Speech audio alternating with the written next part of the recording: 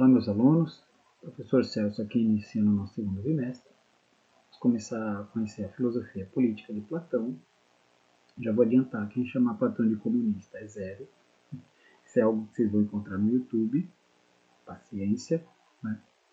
E alguns blogs, mas isso é falso. Mas vamos falar da nossa aula. A gente vai conhecer primeiro essas duas aulas. Essa é a primeira parte, o primeiro vídeo. Para a gente entender o que é a alma em Platão. Porque ela vai ser importante para entender a política dele. Nós vamos conhecer a teoria da tripartição, três partes. Então a alma tem três partes ou três funções. Nós vamos conhecer o ergon humano e a alma como forma.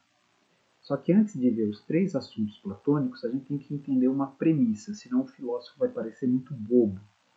Quando eu falo bobo, você fala, como que alguém acreditou nisso? Então tem que entender a premissa. Então nós vamos entrar ali nas três partes, né? Vou falar partes, vou usar a função nas três partes. Vamos conhecer razão, apetite e espírito. Essa é a novidade, esse que eu acho que é o ponto mais difícil. Depois vamos entender o ergon humano, que é uma alma bem governada, né? O que é uma alma desorganizada. Para terminar com um pouco da teoria das formas de Platão. Isso vai ser importante na teoria da alma. Aí, outro vídeo mostrando a segunda parte. Esse pode ser o mais denso, eu vou tentar ser lento. Então, Platão, a gente descobriu uma coisa lá em Platão a respeito da morte de Sócrates. Né? Eu quis terminar o bimestre assim com vocês, explicando a morte de Sócrates. Platão queria entender como que um sistema de governo, de justiça, escolhia o erro. Tipo, isso não passava na cabeça dele. Para ele, Sócrates era o cara, não era para Grécia, não era para Atenas, tão evoluída, condenar Sócrates à morte. Isso é um problema grave para Platão, porque não é só a questão da morte de um amigo. Como que um governo conseguiu?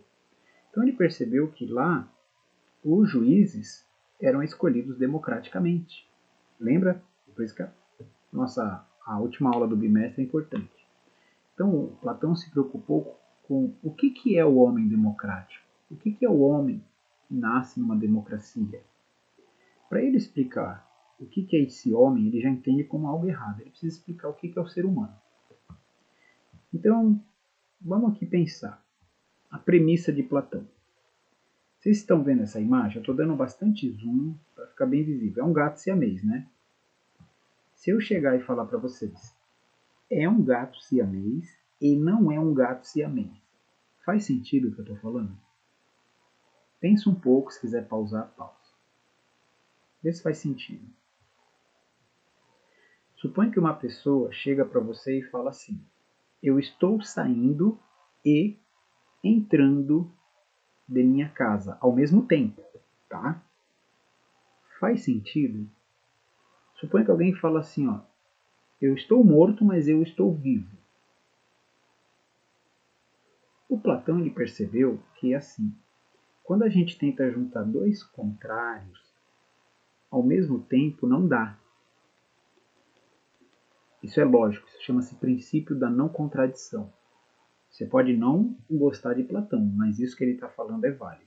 É que nem eu falar assim, no mesmo sentido, né?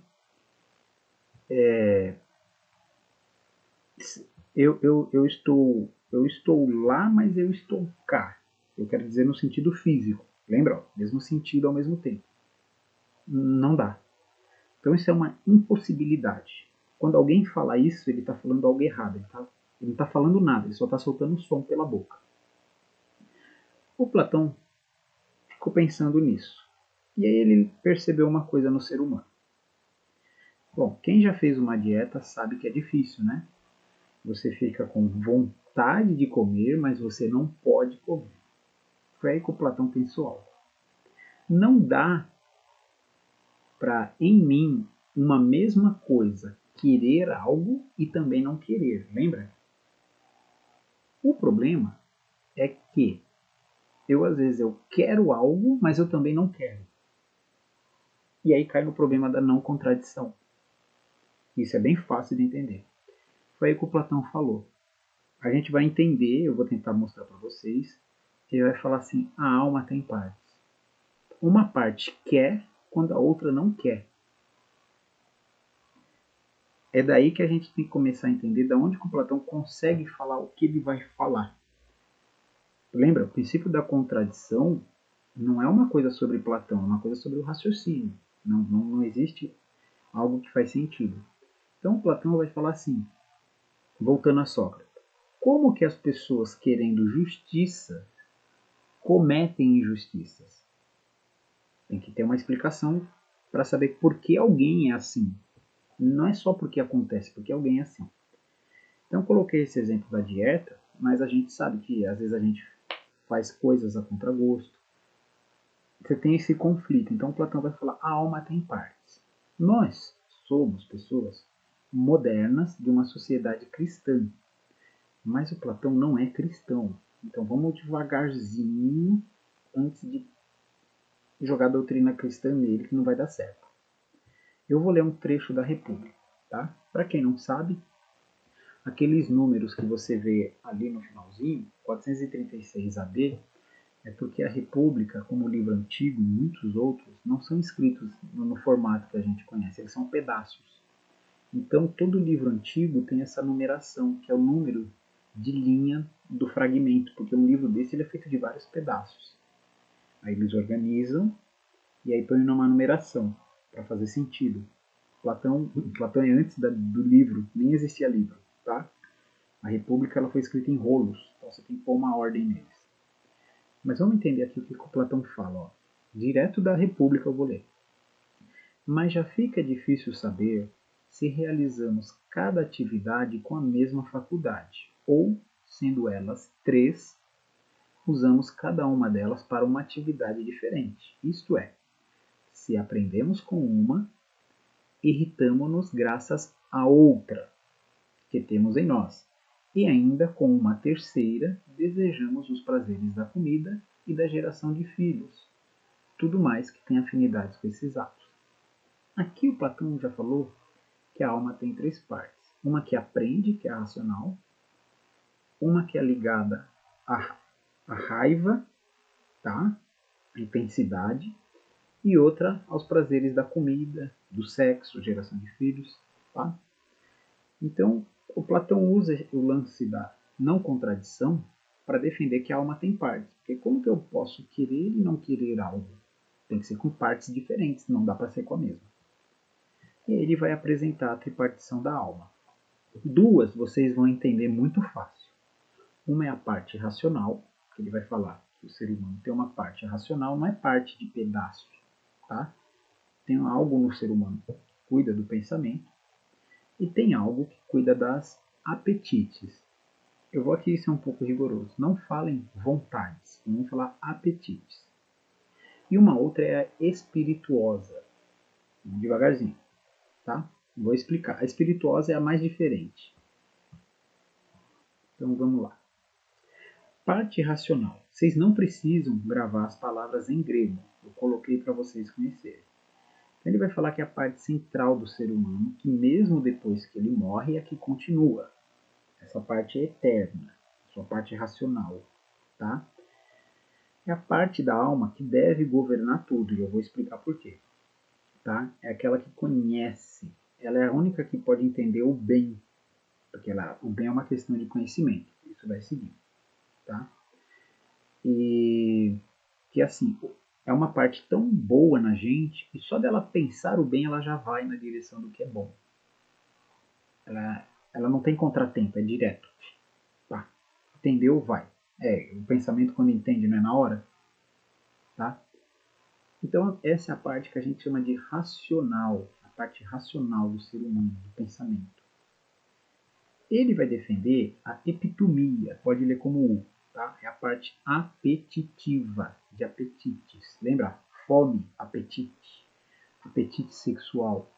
É aquelas coisas que o corpo deseja. Fome, sede, alimento, frio, calor, tá? Tudo que o corpo precisa, tudo aquilo que falta no corpo, ele vai chamar de apetite. Todo apetite tem um objeto natural. Eu tenho sede, eu quero água. Essa é a segunda parte do ser humano, bem fácil de entender. nós também somos dualistas, igual Platão, conseguimos entender isso. O mais difícil é a parte espirituosa. Estralar o pescoço, saiu no vídeo. Então, vamos entender o que é a parte espirituosa, tá? O espírito é aquela nossa parte que é ligada à vontade, tá? A vontade não, a coragem, a justiça. Aí, deixa eu ver se eu explico vocês, ó. O pensamento, a parte racional, ela sempre procura conhecimento. Não é difícil. A parte apetitiva procura satisfação para o corpo. Tá? Quando alguém te ofende, às vezes você quer brigar. Quer, bastante força. O problema é que brigar não é nada faltando no corpo, mas você quer. Platão vai falar que o espírito ele é mais forte que o apetite. Uma pessoa pobre, muito pobre, paupérrima, sabe defender a moralidade dela com raiva. Né? Assim como ela também pode ficar contente de fazer algo bom. Ó, se eu como comida, eu tenho fome, e aí eu como comida, eu fico satisfeito. Quando alguém pega algo que é seu, você fica querendo aquilo de volta. Mas não é um apetite. Se alguém rouba meu carro, eu não quero comer o carro, eu quero o carro de volta, eu quero a posse. Quando o carro retorna, você não fica satisfeito? Ufa, consegui recuperar meu carro. Então, a parte do espírito, timoiedes, né, tumoiedes, ela é a parte que está ligada à satisfação da autoimagem, daquilo que é justo. Então, o ser humano ele não é uma criatura, isso que é diferente de Platão, que é só pensamento e vontade. O ser humano ele também é uma criatura preocupada com a imagem dele, como ele vive. Ele tem uma noção de valor e é natural nele. Tá? Vou tentar dar mais exemplos. Quando eu estou com fome, eu quero um Big Mac.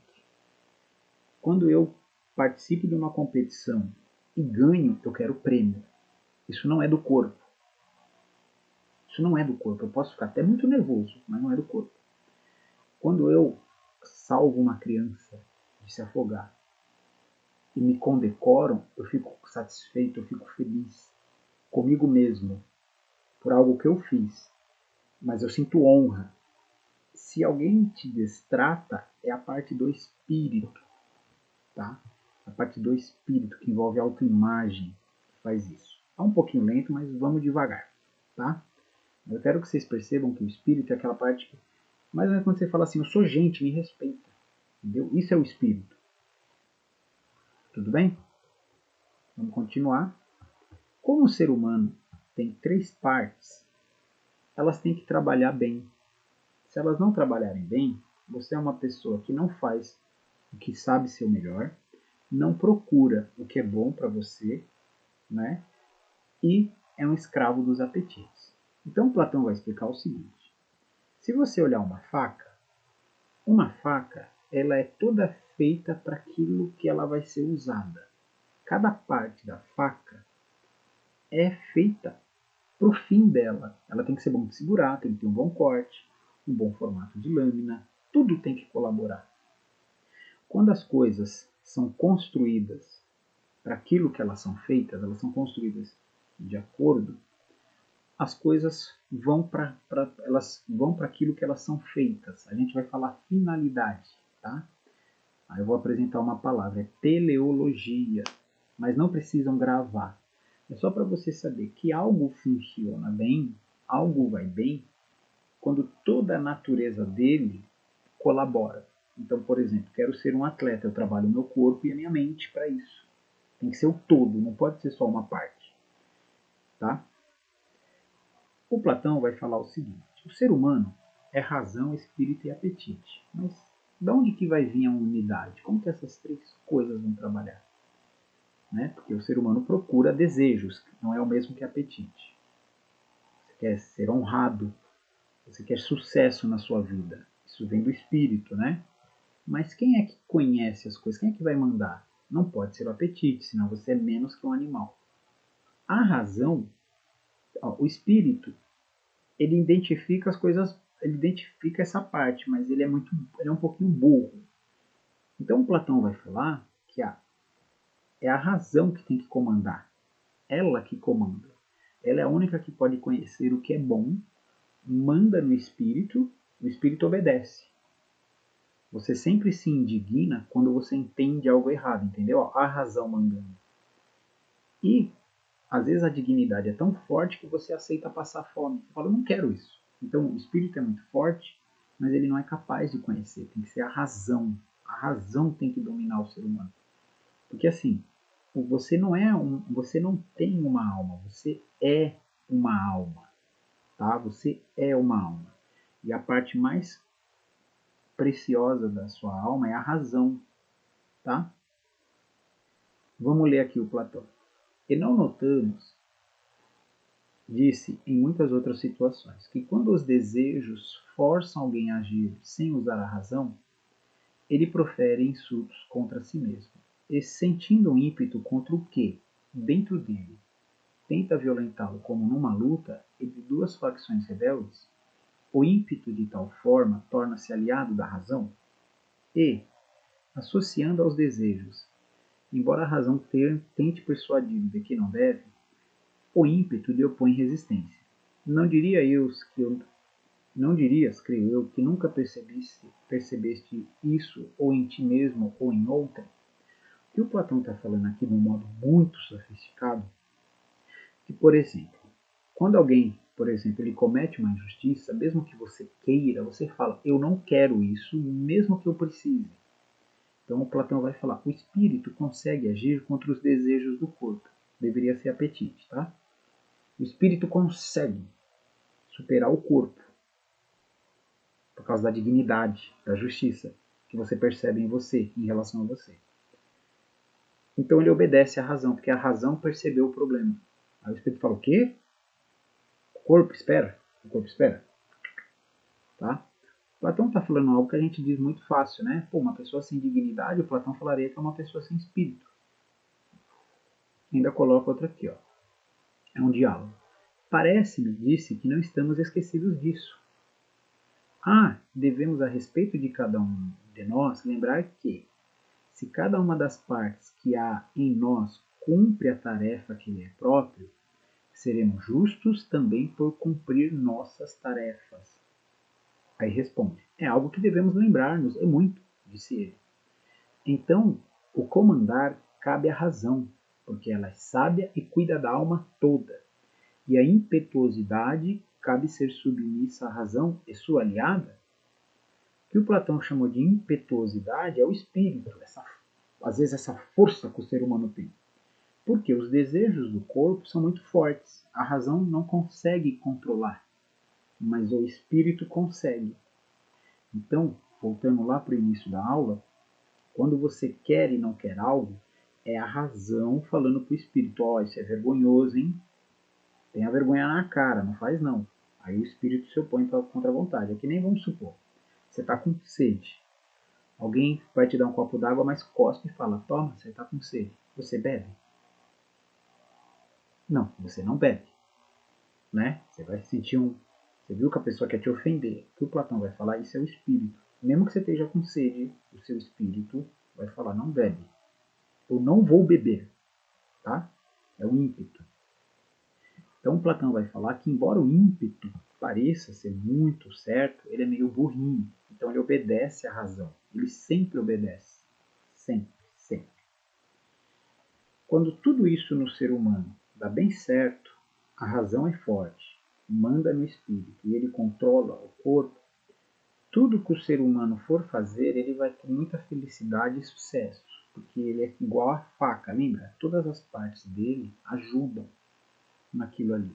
A razão é a única que conhece, é a única que pode fazer o certo. Ela só não consegue ir direto contra o apetite do corpo. Então a razão tem que dominar o espírito para o espírito aguentar. Porque o corpo não tem controle. O corpo pode ficar doente, o corpo pode ter algum problema, o corpo é frágil, o corpo envelhece, a razão não. A razão não. Tudo bem, gente? Acho que aqui já acabou a primeira aula, tá? Deixa eu ver, não, ainda tem mais um pouquinho. Tá? Eu tento colocar aqui algumas coisas para entender a diferença do espírito. Por exemplo, quando você precisa economizar dinheiro, você tem que aguentar uma vontade. Platão vai falar, a razão entende o que tem de errado, não gasta dinheiro. Ela manda o espírito, você fala, eu não vou ser fraco, entendeu? Eu tento aqui nesses pedaços do texto, que eu estou colocando aqui, mostrar isso, tá? E quando você consegue fazer isso, você é uma pessoa, vamos falar assim, funcional, tudo em você funciona direito. A razão manda, a razão sempre manda. Por isso que a razão tem que mandar em todas as partes da alma humana, tá? Ela é a mais completa. E aí o Platão vai terminar dizendo, se você não consegue controlar isso daí, não controlar seu espírito para querer justiça, para querer o bem, para ele te ajudar a desejar, lembra da dignidade? Você vai virar um escravo do seu corpo.